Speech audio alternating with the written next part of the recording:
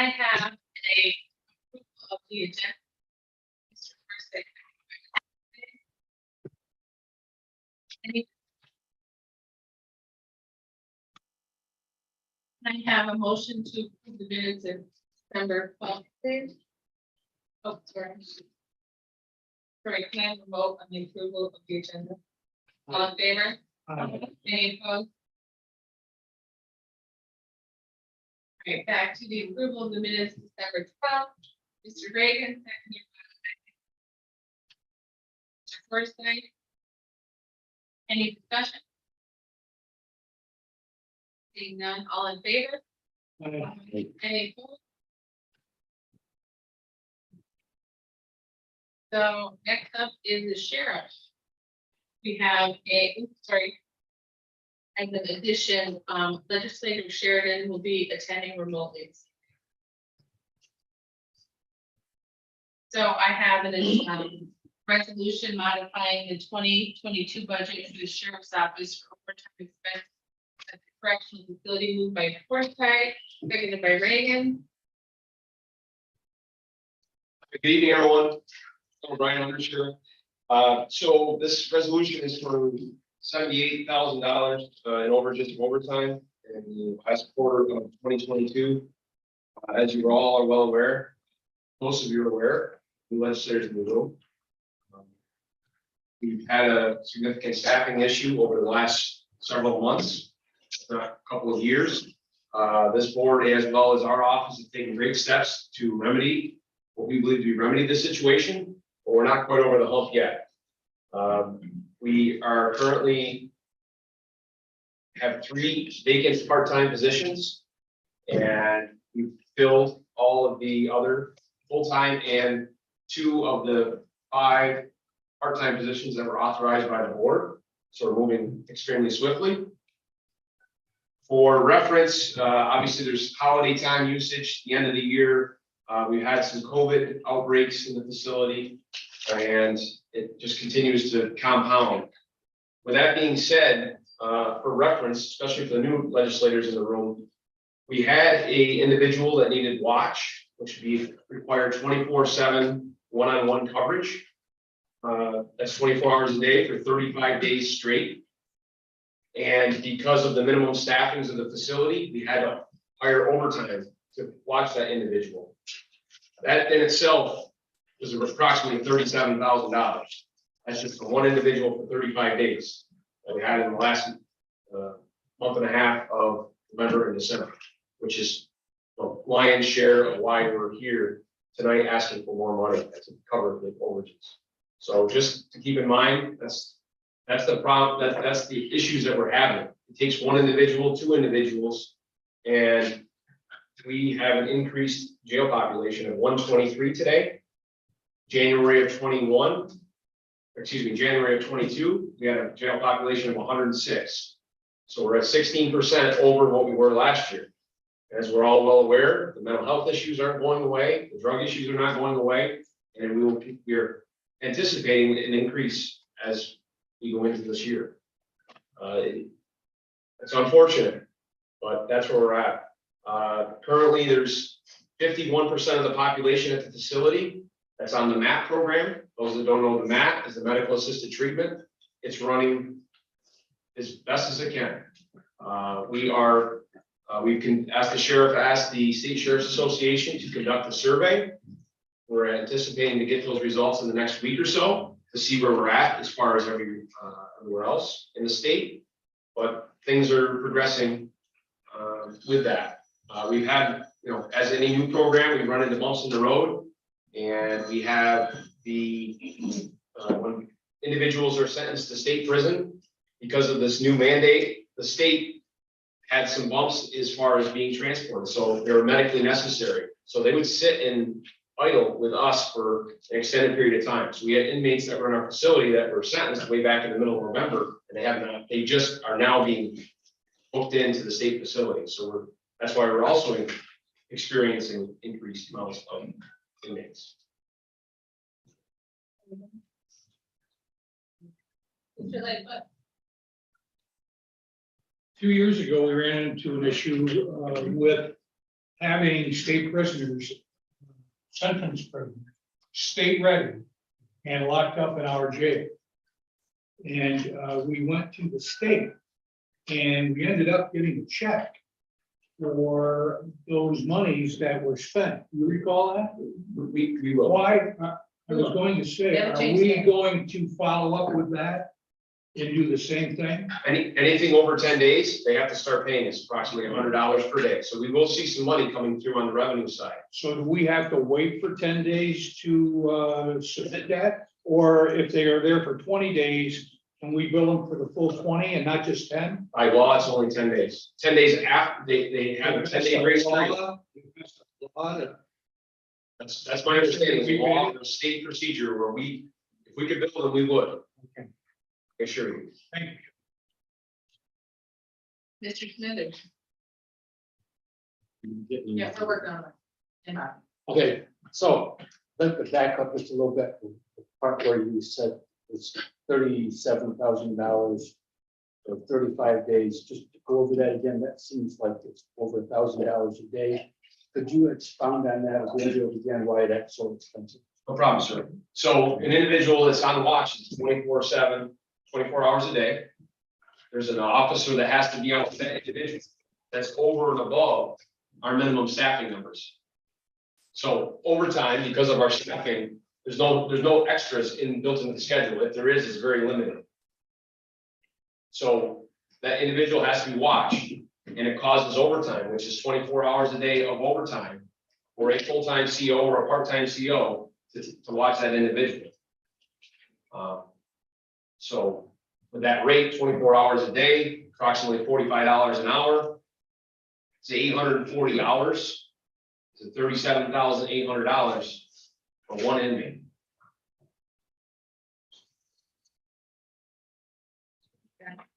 Thank you. That $100 a day doesn't cover. Not nearly, especially if the inmate is one that is in watch, right? It's an automatic net loss.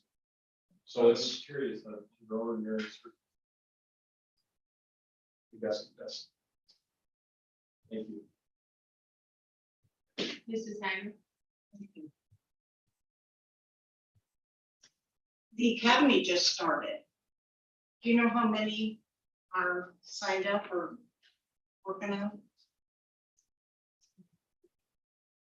Oh, as far as the corrections officers? No, Oh, the police academy just started. yes. Okay, I'm sorry. So we're off the facility now. We're gonna be on the road patrol side. Is that correct? Well, If you, I don't mind answering the question. I just wanted to make sure for clarity purposes. does anybody else have any facility related questions? Okay, go ahead. The only thing I will add, since you brought up the academy, We need to vote. Okay, wait just a second. So, on this particular resolution, all in favor? Okay. Any opposed? Resolution carries. Now, question. yes, ma'am. So, just so there's clarity for the correctional side, as well as the deputy side, the police academy. So we've got 13 new hires that are provisionally in the correctional facility. So what as I just mentioned about the watch problem, we're gonna have a training problem as this year progresses. Because we have 13 officers that are gonna have to leave the facility and they cannot be counted as staff. So this is when I started this whole conversation up, is we're in a good place because we have full staff with the exception of 3 part-timers. Very proud, our detectives have worked hard on the backgrounds, our administration has done whatever they can. The minute the gavel dropped on this in November meeting, I believe, when this board approved it, we got to work, and we got it done. So we're in a very good place as far as having these staffing numbers full. But these 13 people that are hired provisionally, we don't know if they passed the test. We don't know where we're at and where they are, if they're reachable in the list. And now we're gonna have to get these people trained, because we have to do it mandated by DCJS. So the correctional facility side is 13 people. So if I had a crystal ball, I'd be looking at it come June, July, August and saying, well, we had to backfill the 13 people that went to the academy for overtime. Now we're gonna try to do it in 2 academies, but that also is personnel intensive, because you gotta have all the instructors come again. and you have to do that. So it's an ongoing issue without completely stripping your brand new workforce, 13 people. So that's the correctional facility. As far as the deputies are concerned, we are full. I take that back. We have 3 academy deputies that started today. We were at the academy this morning. So with the exception of 1 deputy sheriff vacancy, and we have an interview process with an individual tomorrow that is already trained, we will see where that goes.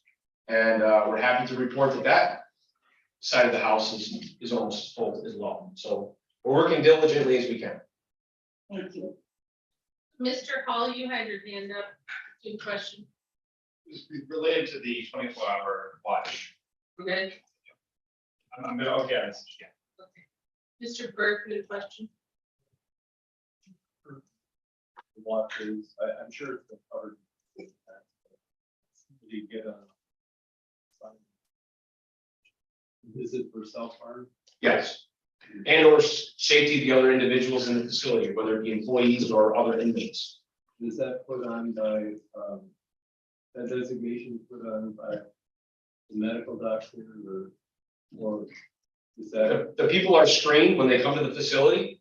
So if they exhibit XYZ behaviors and they reach a certain level of score, then obviously they're put on watch by the supervisor at the time.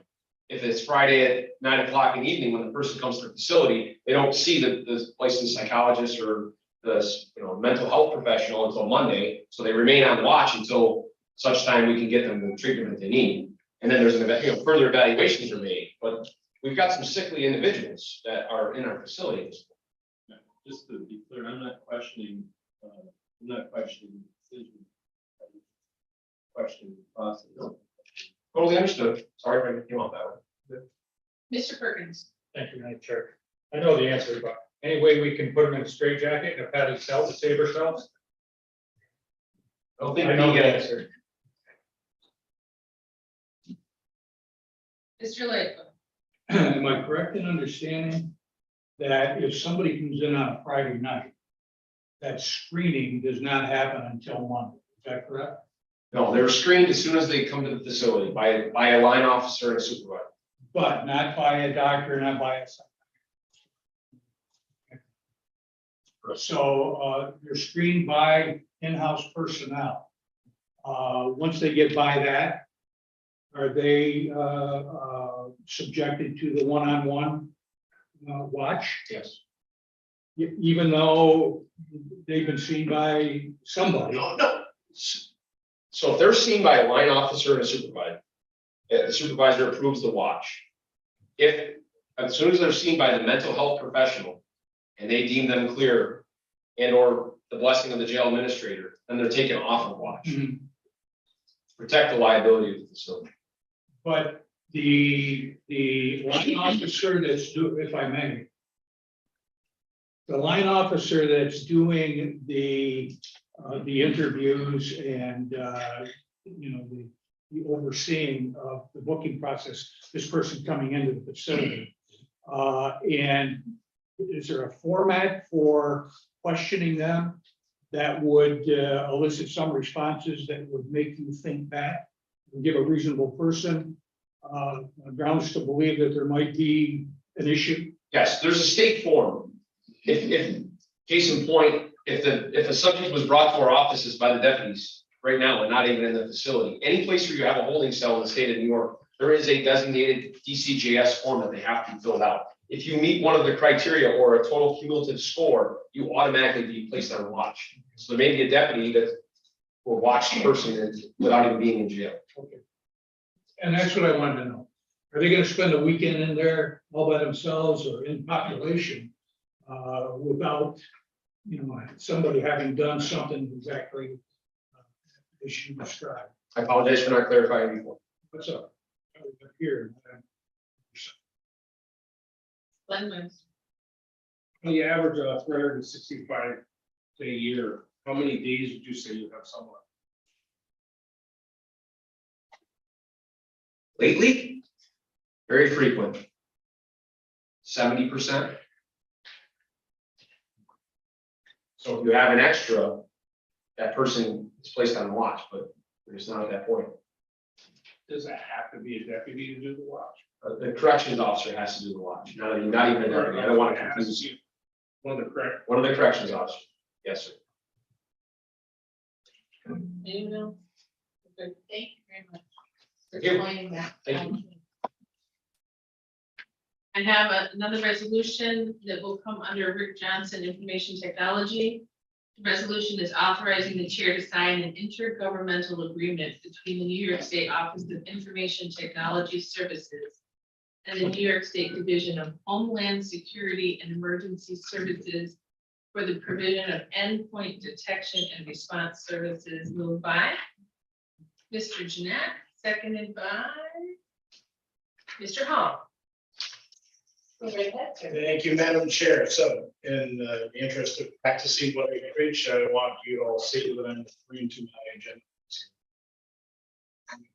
So this is all fancy words for New York State ITS is struck an agreement with a company by the name of CrowdStrike, one of the industry leaders in endpoint detection and response. They have made this protection platform available to any and all local governments who want it. This is our application process. It's being offered free of charge. It will play nice with our current security stuff. It could, if it works agreeably, take its place, probably for a comparable price if we switched it out tit for tat, as it were. But it is offered free of charge. The original agreement was 3 years, as long as we want it. And the thought, and this is strictly anecdotal, is that down the road it would continue. But if they don't, I bring them out in my budget to supplant that. I do this anyway. In my opinion, this does it even better than what we have now, which is actually it's free. Did I mention it's free? Mr. Hall had his hand up first. If I may, please forgive any, if this sounds naive, but if you would for us to describe what endpoint detection and response services are. I love questions like that. Thank you. So security and protection in an enterprise environment like ours is a many-layered thing. One of the things involves a piece of software that lives on every server and every computer, including the ones we just handed out to you last week. That works essentially with a central brain that is collecting information about yours. Once upon a time, endpoint detection is what we used to call antivirus. Now, back in the day, that was software that ran, you downloaded the latest virus signatures, it scanned your computer, and it began looking for active threats as they came onto or off of your computer. Endpoint detection and response is an evolution of that process because things happen so quickly. Vulnerabilities are exploited so fast that now a little piece sits on that computer and it communicates basically with the central brain that's collecting intelligence from all over the world constantly. And sharing that intelligence with each computer here in our enterprise, so to afford us up-to-date protection. Thank you very much. Next up was Rick, then Mr. Jeanette. Thank you. You said free. Yep, 3 years. Yep. And that you referred to they may fund it afterwards. Yes, If not, you put it in the budget, what would a typical cost be? I'd have to, Mr. Perkins, I'd have to price that out to give you an exact figure, just roughly. A platform of this ilk probably runs 20 to 25K a year. About that. So if we were to go with them, after 3 years, we are not subject to stay with them. if we were to go somewhere else. Absolutely not. That's Okay. absolutely correct. Thank you. It's completely replaceable. Thank you. Mr. Jeanette, you're next. Real quick, so I'm guessing this is a pretty robust scalable thing for like the internet of things. It absolutely is. With like 256. RSA. Say. Well, that's kind of an apples and oranges thing. Right, but, you know. Depending on what it is that you're interested in. But yes, Got good. it's very robust. It's one of the top, like if you did a Google search on top enterprise endpoint protection forums, I guarantee CrowdStrike would be at the top 3 to 5. If you listen to ESPN radio, you'll hear that. It's Anybody else? All right, seeing none, all in favor? Any opposed? Okay, none, motion carries. Next up, I have a resolution authorizing the chair to sign a contract with Stanley Convergent Security Solutions, Inc. for the installation of software and support services for St. Lawrence County, moved by Mr. Forsythe, seconded by Mr. Lightfoot. Madam Chair, we have 2 pieces of software in the enterprise that control two very critical pieces of infrastructure. One is the keys that we hand out to all county employees. The other is what administers the badges, which are proximity readers in many buildings and facilities. Both of those pieces of software were the companies that originally supplied them and now support them were taken over by Stanley Convergent Solutions. So this is the one company that supports them both. They've been running for a very long time on Windows 7 computers. Don't tell the IT director. We have year by year been paying Microsoft to keep that security because officially that's out of support. We've been paying to keep it because they let you do that too. And we've been pushing this ahead. The clock has run out, and so now we really need. This has been something that has been needing to be done anyway. This now can be done on either Windows 10 or 11. Computers still have nice new upgraded software on new operating systems. This is. Thank you. Any questions? Seeing none, all in favor? Any opposed? Thank you. Next up, we have the district attorney, Mr. Pasqua, is here. I have a resolution authorizing the chair to sign a federal equitable sharing program agreement and annual certification report moved by Mr. Forsythe, seconded by Mr. Burke. Mr. Pasqua, go right ahead. Thank you. Good evening. So the resolution is fairly simple. This agreement is for the program that we have to use and certify every year when we get money from the federal government through their forfeiture program, whether it's from the DEA or from Border Patrol. They do investigations and they see money from drug investigations, whatever it may be. We have some sort of a nexus to that investigation or directly involved. They would give us a portion of that. Prior to me being elected in the first couple of years, this account remained stagnant at about $5,000 and we weren't getting much cooperation in that. But over the last few years and through our continued work with them over this past year, we have taken in that account, I think just in this last year, upwards of around $20,000, maybe more.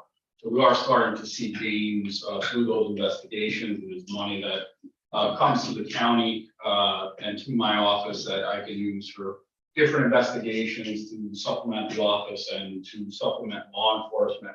Obviously, at no cost to the county. We don't really have to do anything for it. We just need the board to sign off on the program and the contract showing that we're taking it in and we're reporting what we're taking. On a separate note, I do just want to thank the board quickly for approving the positions that you did at the last full board meeting for my 2 legal secretaries, as well as a new secretary position without having to go through vacancy. I lost both of my legal secretaries this past month to taking positions with the state. They both took positions with the state for higher salaries. They're both within the next 5 to 7 years, they will be able to make approximately $30,000 more than they would be able to make with the county. And that's really just the nature of the business, but it's certainly difficult for us to keep those individuals here with the county. That's a concern I have, also with our attorneys. We are one of the few DA's office in the area that is actually fully staffed right now. I know down in Onondaga County, they are short about 20 assistant district attorneys. Jefferson County is looking for a few. Franklin County is looking for a whole new staff with their turnover, and their starting salary is about $7,000 to $8,000 more than ours. And it is a great concern to me, given the amount of work we have. Beginning this week, 7 of the next 8 weeks, we have trial terms, meaning every week for 7 of the next 8 weeks, we have a different trial that will be beginning. And each one of those trial terms has at least 4 trials scheduled.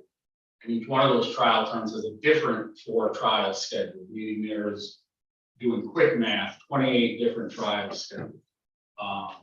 There are 10 of us in my office. And we have to get ready for all of those trials. One of those trial terms actually has 2 different judges who scheduled for trials each on February 6th. So we are up against it. Those positions were desperately needed, those legal secretary positions to keep things running.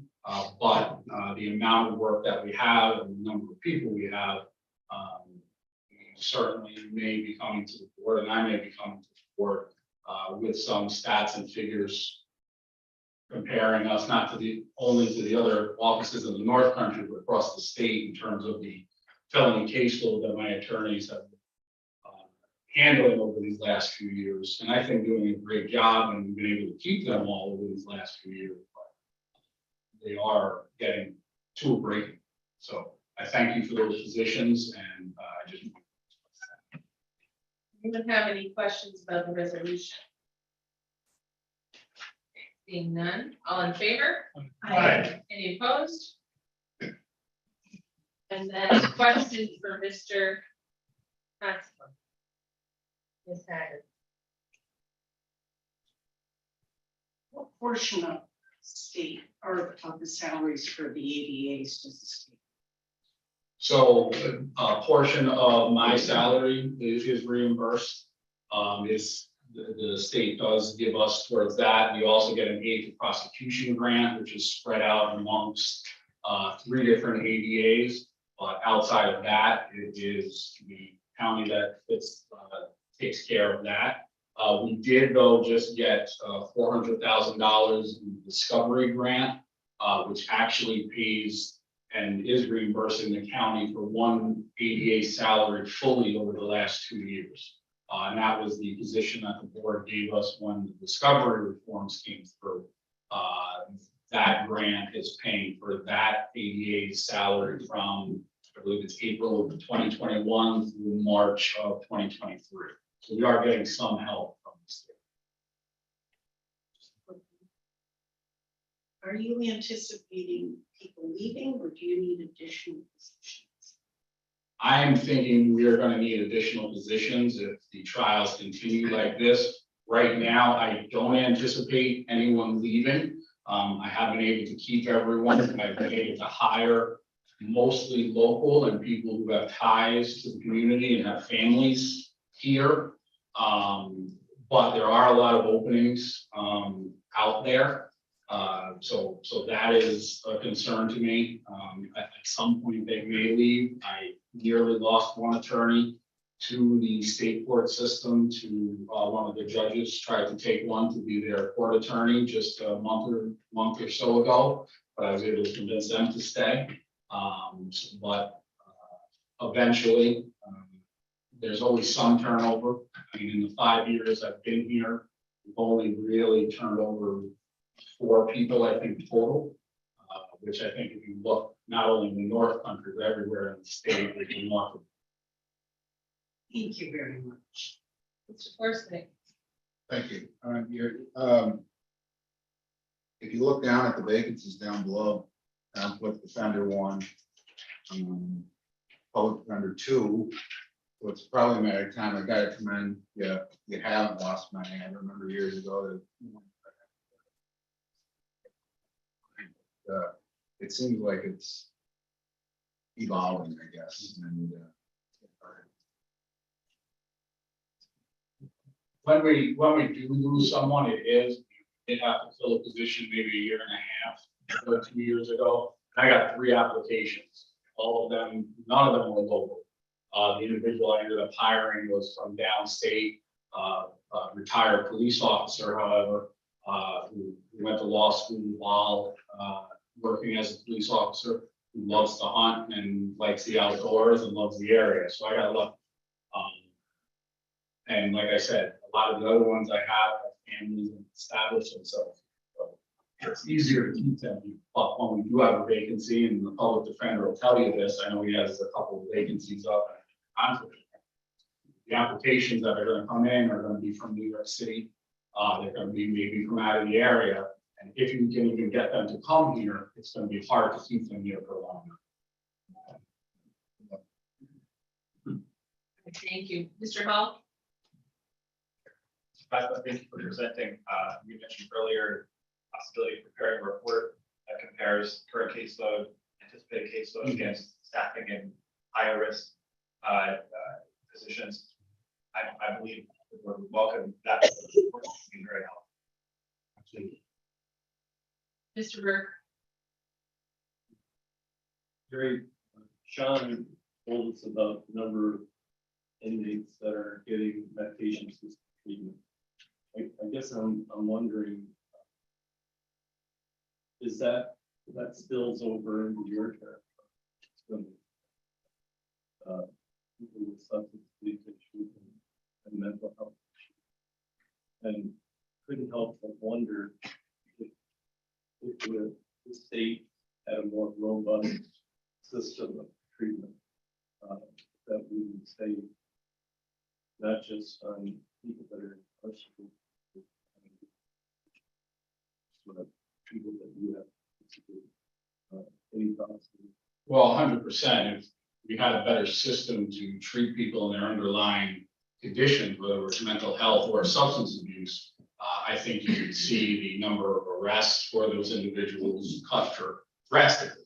And I think a lot of the repeat offenders that you see have some sort of underlying issue.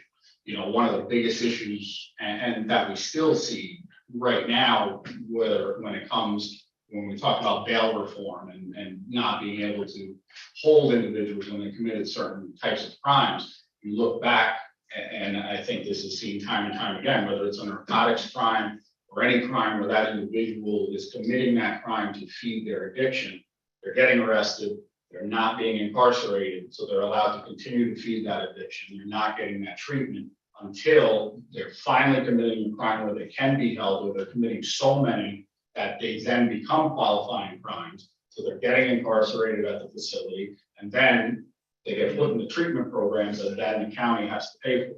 So if we were able to hold them from the beginning and then potentially get them treatment, get them shipped out to where they can get an inpatient bed or get them some sort of treatment at the beginning, you could cut down on a lot of that, but that's not what we're seeing. On top of the mental health issues where, as you know, the cost of that has been put onto the counties as well. When we do find them or are put in situations where they're found not competent to stand trial, all that burden has been put on the county. And I don't know how hard they're working to get those individuals to a position where they can be tried again, but we're not seeing them return to the county all that often. And at times it's taking months to years before that's occurring. Mr. Forsyth? the public lewdness, loitering, those things, I noticed in the last couple of days, a couple homeless outside. People walking in, felt, employees that inside felt odd. Are those laws in fact enforced? Are they enforceable? And, you know, What's the process? I don't know. Well, there are certainly different laws that can probably handle those things. For the conduct charger, it depends on what exactly they're doing.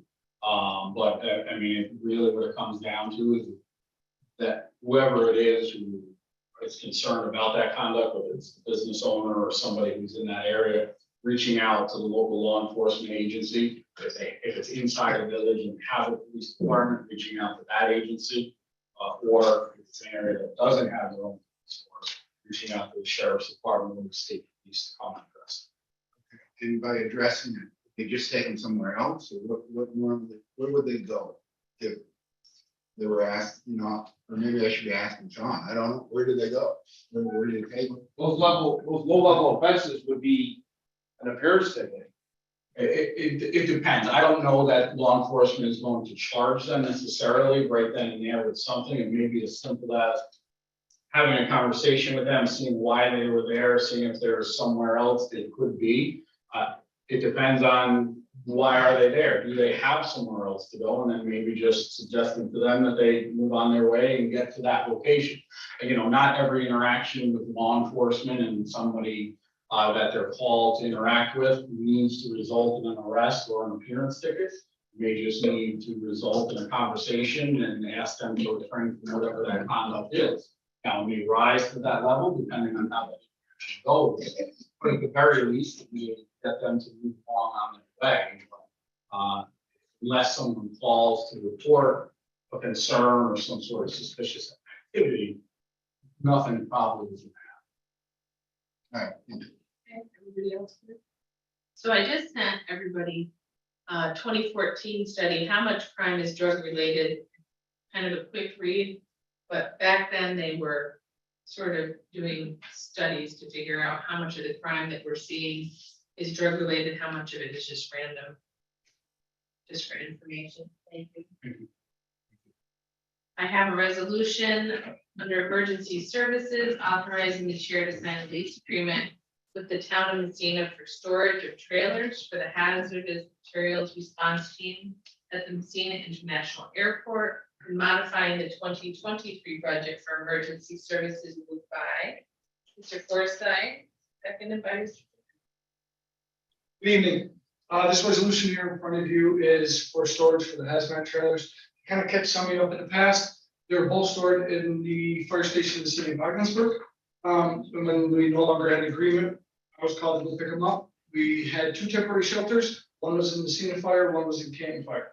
So eventually we had to come up with a plan for a more permanent home for these trailers. After polling around the county, we also have transportation to these trailers to the scene. We also have to have members in these departments to be able to bring them over. So that corner of the county was pretty heavy with requests of people to join the hazmat team. So at the beginning, we put them in the hangar up in the airport. We have Messina Fire, Louisville Fire, and Helena Fire, all agreeing to tow these trailers to see when they get activated. So this is the storage space. Besides the trailers, we have a lot of spare equipment. Training aids, obviously, we don't leave them on the trailer because when we respond to scene, we want the equipment for the scene, not training aids. So we have some room in that building where we keep all the training aids and spare equipment. It is not heated, but it is plowed, it is secure. Mr. Denise. Matt, could you tell us if was the emergency, two questions, I guess. How many times over the past year has emergency, has a hazardous response team been activated? In this past year, I can think of 3 incidents. Okay, and the second part was the hazardous response team activated. They were in, see, what we do is we have different team leaders, in different part of the county, including myself. We'll evaluate to see what we need part of the team, how much of the team we need to respond. So the team was activated, it may not have been activated full, the whole rest of the team, but the parts of the team were activated for all 3 incidents, and the one that was in your district recently was. Mrs. Haggard. Thank you. These 2 trailers, do they have the same stuff or are they 2 trailers with all the stuff you need? Because the reason I'm going to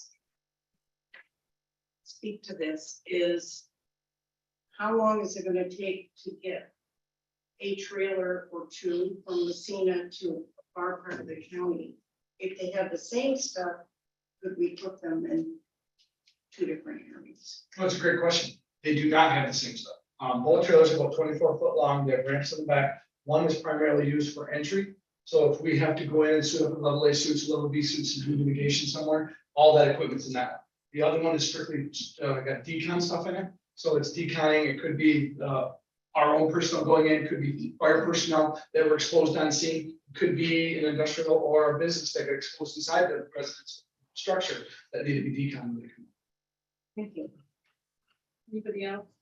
Our goal is to get them centrally in New York. That is our goal that we're working towards. Thank you. Mr. Burke. I think covered. Yes, they're enclosed, 24 foot enclosed trailers. And like I said, it's in a hangar, so it is, got a roof and doors and security. I'm just curious. You need to have that in your. Well, the problem is out in the sunlight, like these trailers they were given to us, oh my God, a while ago when the team first started. Way back. I don't remember the exact date, but they were given us by the state then. So just like anything else, you leave it outside under the sunlight and the elements, it starts to deteriorate. I leave it inside, it doesn't have the sun beating on the roof all the time. Yeah, can you speak to the consortium?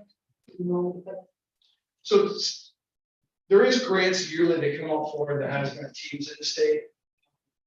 What the state said to all the counties is say, hey, look, if you guys can partner up in consortiums, you're more likely everybody can get some money per year. So our consortium is the northern, we're the furthest south, it's everybody up north, goes all around the Washington area. Washington County, Warren County, between them, they kind of oversee our consortium. We apply for grant funds. We need to, a little more than quarterly, every year we all get together, county coordinators, and say, hey, what do we want to apply for grants for? This past year, because of due to a couple of underground propane tank leaks that we've had, we've applied for flaring kits. So these are kits you apply on top of the tank valves and you actually set it on fire and let it burn out. One we had up in Louisville, we ignited it at 10:30 at night and we finally burned out at 6:30 in the morning. There are adapters which we ordered with them that we can inject water into the tank, which will pressurize it and can burn out much faster. So that being said, the consortium order 2, we got approved. They're ordered, wait for them for training. And right now we're debating on positions of these 2 kits. We're looking at one probably going to leave in Franklin County. That way it's quick for us, Clinton and Franklin. The 3 counties can share that one. The other ones will be central to those locations. We also have some masks that kind of went outdated. We are getting 50 new Skydive Pack masks to replace the ones that we have. Now, these ones have integrated communications in them. They have a heads-up display of the air that they're using because you're in a fully encapsulated suit. It's just not like you can reach in and take your regulator off. So these are important features that they see while they're inside these suits. But we go through a lot of this in the consortium. We do apply for get stuff. A couple years ago, we applied for a new trailer. So did other counties. We didn't, unfortunately, get the trailer, but some of the other ones did. But it are things that are on my wish list that we did. And that kind of being said, the consortium, stuff that we need that we don't get. So you're going to be seeing me again. Any other questions?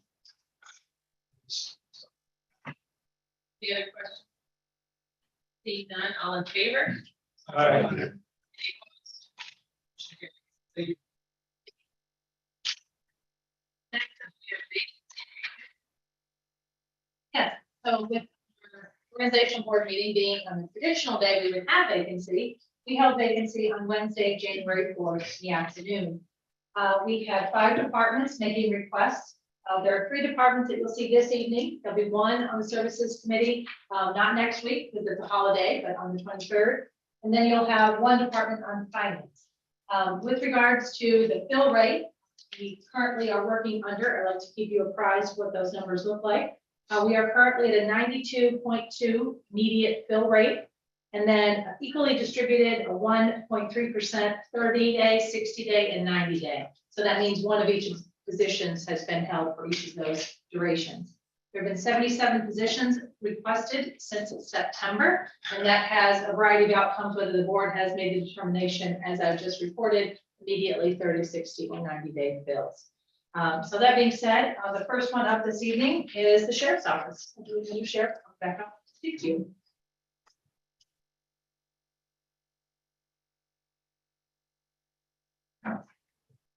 So this evening, we're asking for a fill for a clinic manager. This was discussed heavily, I believe, during budget preparation. It was funded during the budget.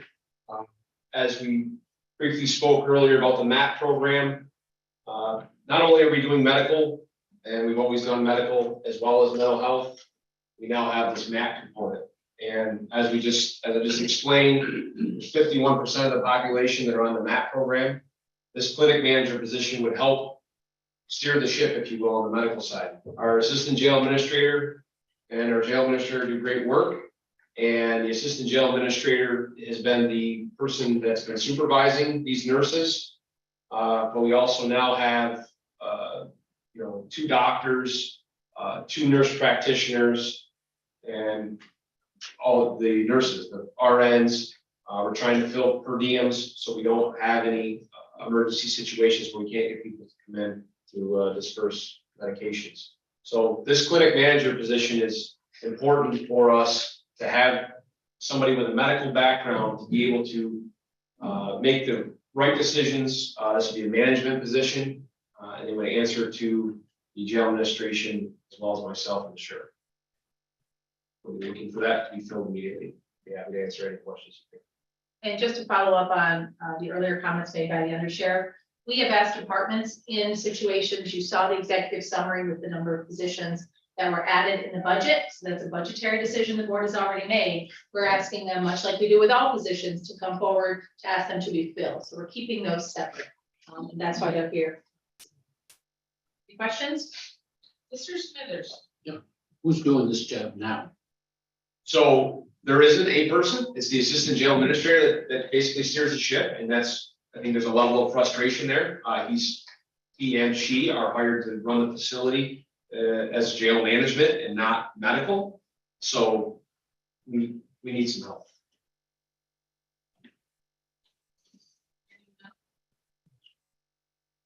What are the qualifications of the position that you're looking? So it looks like there's an associate's degree and/or some supervision background. Sorry. All right. Yeah, you have to be a registered nurse. Have some supervisory experience and associate's degree. We have been actively advertising this. Any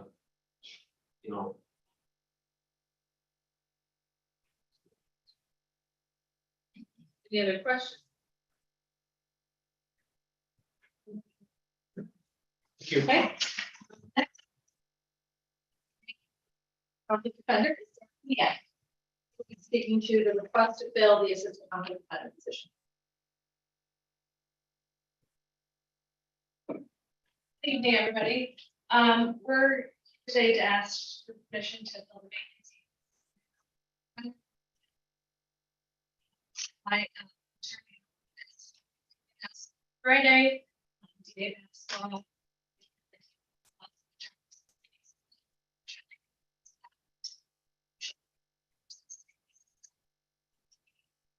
so in terms of staffing, just to give everyone a little bit of an idea of what we do, I jokingly / not jokingly tell everyone in the county who asks what the difference between the conflict defender's office and the public defender's office is simply the name. We handle the same number of local courts as well as county court and family court as the public defender's office does, except with only 5 attorneys when we're fully staffed. So we are looking to be able to fill the position that'll be vacant after Friday, to bring us back up to the full 5 attorneys. Part of why filling this vacancy is so important is, as I said, we cover all the same number of courts. So there's often times where more than one of us is running around covering for another attorney in the office or running directly from court to court to court, depending on the day and how busy it is. So in order to ensure that we are all able to cover every single court that we have, and able to still effectively meet with our clients, research our cases, review them, we need to be able to have the 5 attorneys. So we are asking that the vacancy. Questions? Thank you. What's the difference in salary between a conflict offender and the state? Oh, well, the position. It's gotta be substantial or something.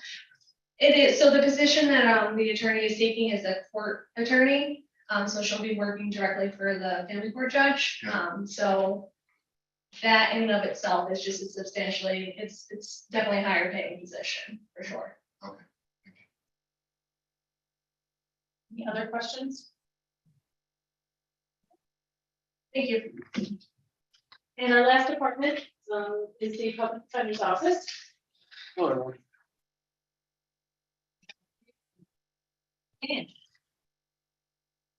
Good evening, everyone. So I have two positions for you. The first one is one with the 4 at the end. This is for a position where one of my assistant public defenders is leaving. Husband. They're all these positions are kind of related. My chief assistant took a job in Buffalo in beginning of October. So he left. This position is his wife's position. She's moving with him. We luckily got her for months. Some things were worked out. She'll be leaving. That's why this position is vacant. The other position is open because of the promotion within to fill my chief assistant position. Doing an opportunity for that role. So that's the backfill of that position. Lost 2. And that position that the state is offering, that's on 6. questions for James? The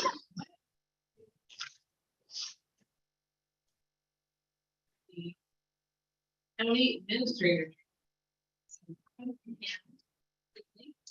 With the transfer of funds.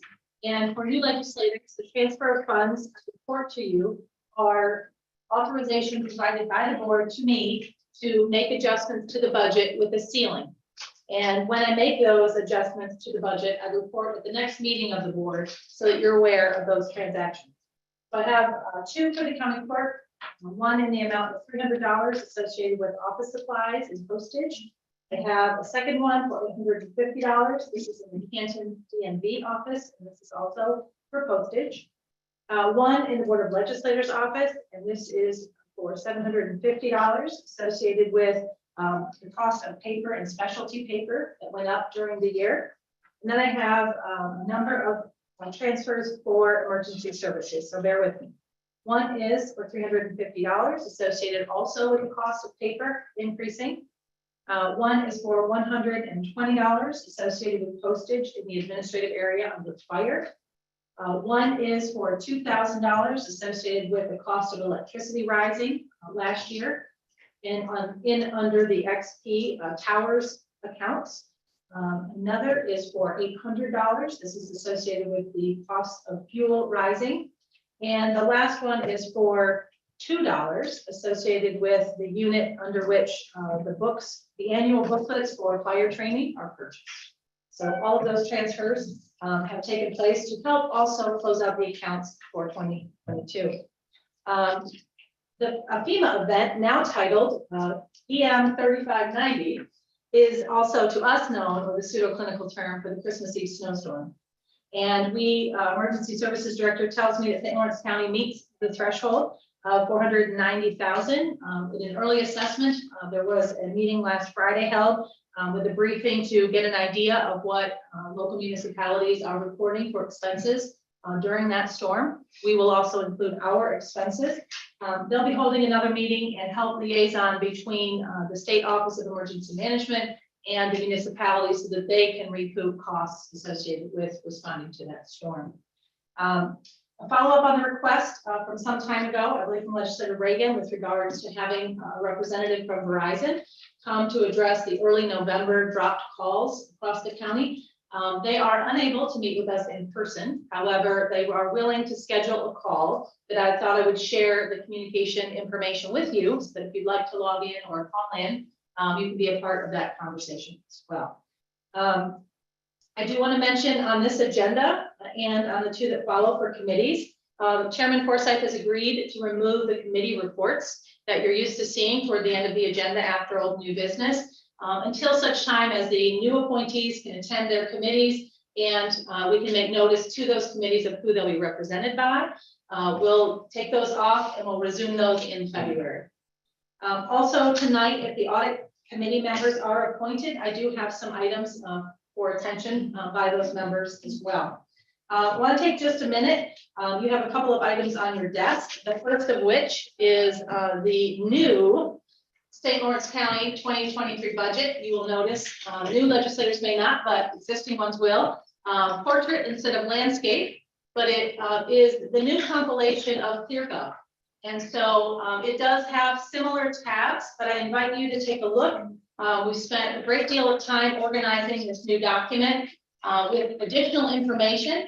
ClearGov pulls some demographic information. You should all have these on your desks. If you don't, let us know. This we are very excited about. This will become what the public-facing budget will look like. So as you take a look at it, please let us know if there's any questions or concerns you have. It has 3 more pages of graphs per department, and it provides the org level breakdown. So very boring were the account books of the past that just listed out each and every account number, which had little meaning for the public. This actually takes it up to the org level so they can see if it's salaries or if it's contractual or if it's benefits, which is a broader understanding that the public already has in looking at items to do with government.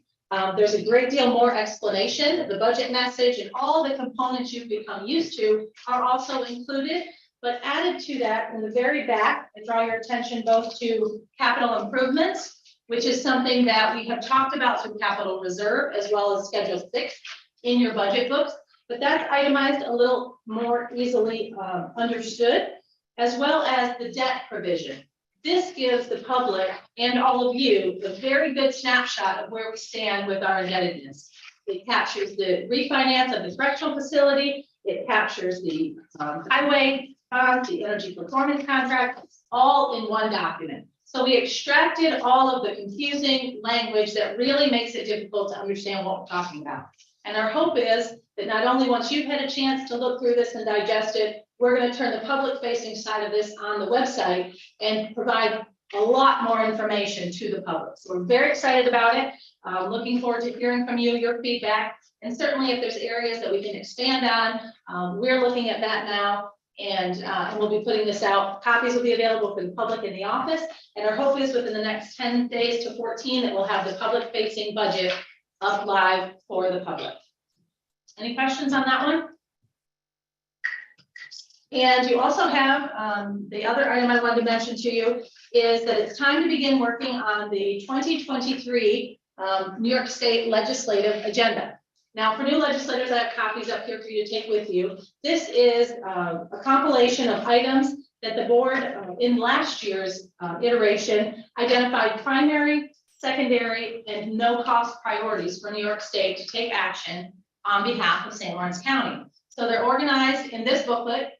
It also, I believe, is available online, but this lets the state know what the county requires in order to conduct its operations. Changes in legislation, interests that we have, but we also believe in informing our state representatives of the reasons both for doing this, the challenges we face in not doing this, and then what we've been doing over the last, I believe, 7 years since we've been doing the legislative agenda is keeping a tally of how often we're successful when we put these items forward and the state either is able to take action or sometimes requires additional information. So also on your desks is a color copy of the state legislative calendar as it stands today.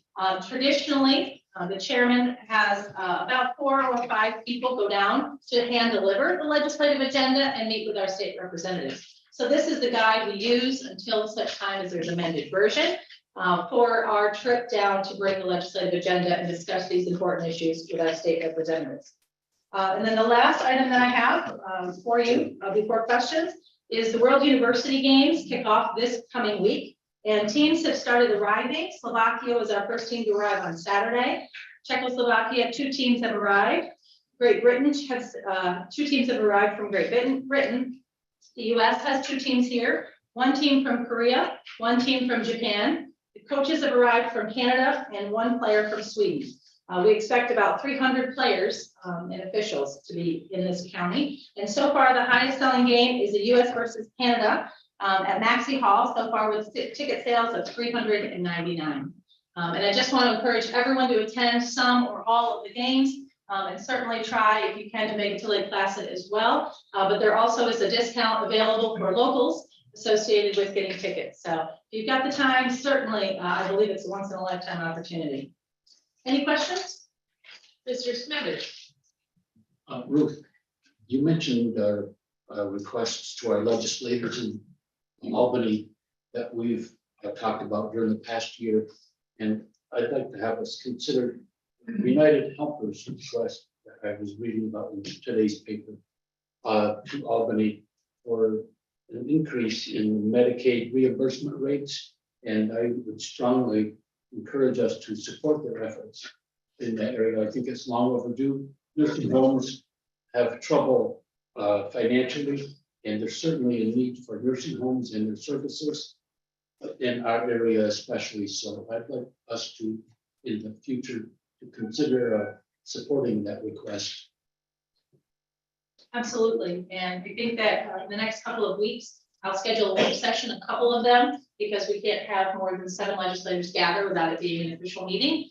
So we'll have a couple of work sessions to address both what we've asked for in the last year, update with any action that we've seen taken on that, and begin pulling together, just as Legislator Smithers mentions, our new items for the board to discuss in open session and vote on to set the legislative agenda for 2023.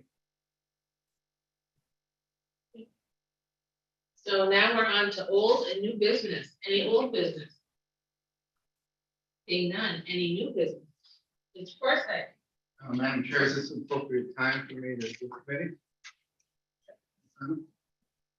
Okay. Start on page 1. Adirondack Park Local Government Review Board, Carrie Tuttle and Robert as an alternate. That stays the same. Ag and Farmland Protection Board, Larry Denisha. Alternatives to Incarceration, John Burke. The Audit Committee will be Ben Hall and Jim Reagan. Fiscal Stability Review Committee, Dan Fay will be chair, Joe Lightfoot and Glenn Webster. Board of Health, Rita Curran. Board of Trustees, Supreme Court Library, Margaret Haggard. Building and Grounds Committee, Larry Denisha, Glenn Webster, Joe Lightfoot. Community Development Program, John Burke. Community Services Board, Margaret Haggard. Consolidation, Dan Fay Chair, Margaret Haggard, John Burke, and Joe Lightfoot. Cornell Cooperative Extension, Larry Denisha. EMS Advisory Board, Rita Curran. Environmental Management Council, Nicole Terminelli. Fire Advisory Board, Larry Denisha. Fish and Wildlife Region 6, Bill Sheridan. Fisheries Advisory Board, Nicole Terminelli. Governor Fair, Harry Smithers. Health Insurance Committee, Dave Forsyth, Chair, Ben Hall, Joe Lightfoot, and Rick Perkins. Highway Solid Waste, Harry Smithers, Chair, Rita Curran and Joe Lightfoot. Indian Land Claims, Joe Lightfoot and myself. IDA, Jim Reagan. Intercounty Legislative Committee of the Adirondacks, Rita Curran. Jury Board, Bill Sheridan. Labor Management Committee, Dave Forsyth, Chair, Joe Lightfoot and Rick Perkins. Legislative Liaison Committee, Joe Lightfoot, Ben Hall, and Jim Reagan. Negotiations Committee, Rick Perkins, Dave Forsyth, Joe Lightfoot. Office for the Aging remains at Larry Denisha. Planning stays with Dan Fay. Recreational Trails Advisory Board, Rick Perkins. There will be another, but I don't have that as of right now. Rick Perkins for now. RBRDA, myself, Dave Forsyth. San Juan County Chamber of Commerce, Glenn Webster. Soil and Water Conservation District, John Burke. Youth Advisory Board, Nicole Terminelli. And Vacancy Committee, all legislators as we do it. Do you want the temporary ones too? Sure. Okay. All right. Advisory Board Committee, Council Committee, that will remain the same. Electronic Medical Record, John Burke. Local Government Task Force, Rita Curran. Opioid Task Force, Rita Curran. St. Lawrence County Consolidation Committee, Dan Fay, still chair, Margaret Haggard, John Burke, Bill Lightfoot, and Bill Sheridan. St. Lawrence Snowmobile Association Oversight Committee, Larry Denisha and Rick Perkins. EMS Communications Committee, I'm not sure, we still have a need for that. So just let her, I know we haven't gotten the RFPs perhaps, or we all set, we're good. So we're all set? Yep. All right. Broadband Ad Hoc Committee, Jeanette, Chair, Margaret Haggard, Nicole Terminelli. Family Court Judge, Nicole Terminelli, I'm not sure we need that either, but we do? If we do. If we, as needed, okay, it'll remain the same, just Susan Piazza will not be. City of Ogdensburg Riverfront Property, I'd like to call it something different, but for now, Jim Reagan will be chair, myself, Dan Fay, and Bill Sheridan. Oswegatchie River Advisory Council, James Reagan. Committee on Snow and Ice Removal, Joe Lightfoot, Harry Smithers, and Don Chambers. New York State Regional Advisory Committee, Open Space, Rita Kern and Walt Paul. The Ogdensburg repurposing the Ogdensburg Correctional Facility will remain the same.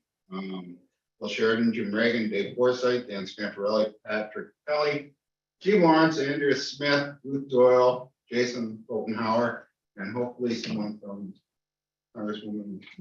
And that's it.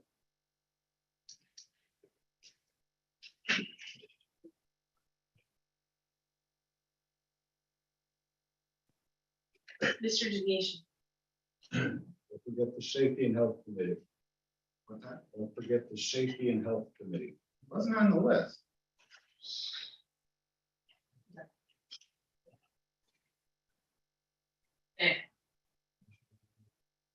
I kick you out, I just wasn't on my list. Any other new business? Seeing none, do we have a need for executive session? We do for litigation and appointments. Can I have a motion to go into executive session? Mr. Burke, seconded by Mr. Jeanette. Mr. Denisha has something. Yes, thank you, Madam Chair. I apologize for neglecting to bring this up earlier.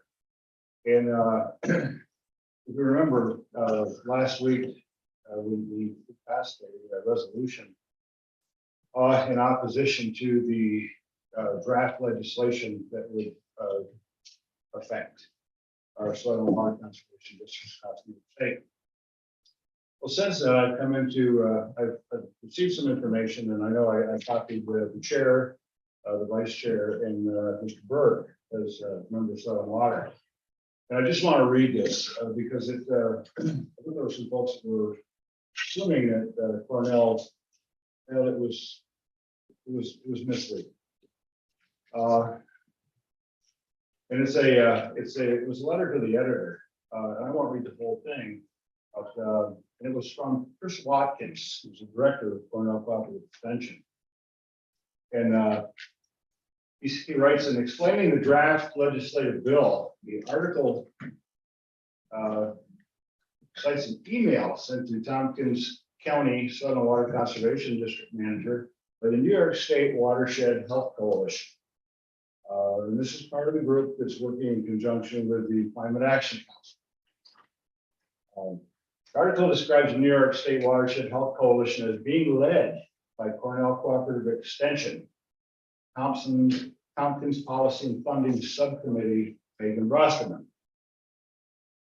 To be clear, Brosterman is a volunteer with Cornell Cooperative Extension and is not an employee of the organization. She's operating in a personal capacity in her work with the coalition, not on behalf of Cornell Cooperative Extension. So in no way is Cornell Cooperative Extension endorsing or opposing the draft legislation, nor is our organization affiliated with the State Watershed Coalition. So I thought it was worthwhile to share that with everyone, that it'd be Cornell is not the bad guy, but there was someone that was misrepresenting themselves. Misleading. Around the world. Mr. Forsyth, If I can just intervene for 2 seconds. absolutely. I had an individual send me a picture of the gas price in Watertown. $2.99. Anyone seen $2.99 gas? I've seen 293. in Not Vincent not County? much, Dan. No, No, it's on average 60 cents more a gallon.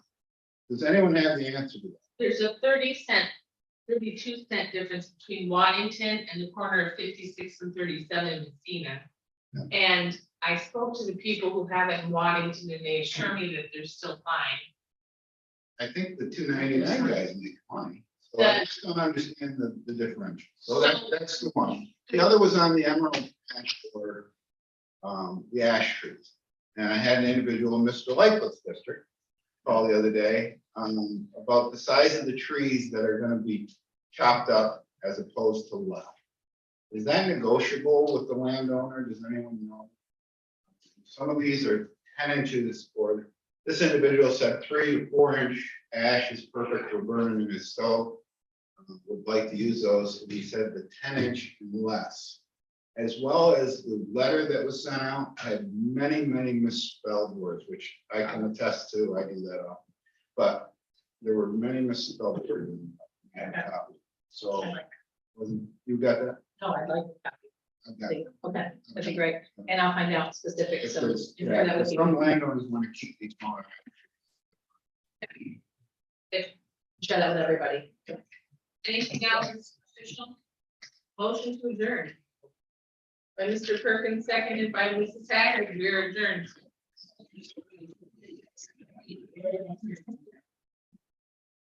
Good.